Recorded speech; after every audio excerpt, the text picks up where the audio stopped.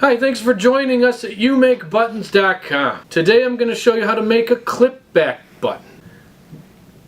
The clip back button looks like a pin back button you're used to seeing, except on the back it's not a pin, it's a clip, like a little pinch clip, bulldog clip.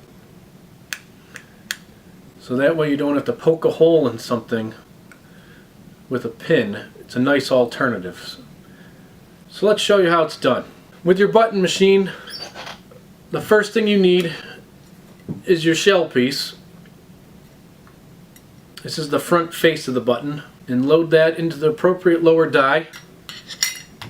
The next piece is our graphic, which is a piece of paper. You would have printed on your own paper the graphic of your choice. We chose the smiley face for this demonstration. You load that on top of your shell. And then next you need the clear plastic mylar, which is the plastic cover of the button that you can see through. That goes on top of the paper. And then you rotate the lower die set, move the handle 45 degrees, which will pick those pieces up into the upper die. As you see, nothing in the lower die. And then the final piece is your back piece, with the bulldog clip already on the back. You will put it in the die, bulldog clip side down, rotate lower die set, move the handle.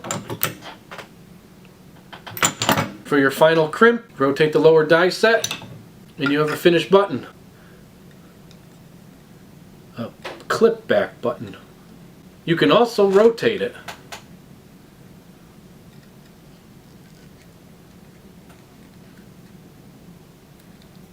And clip it to a necklace or a lanyard. Also a nice option with this one. So thank you. Have a great day.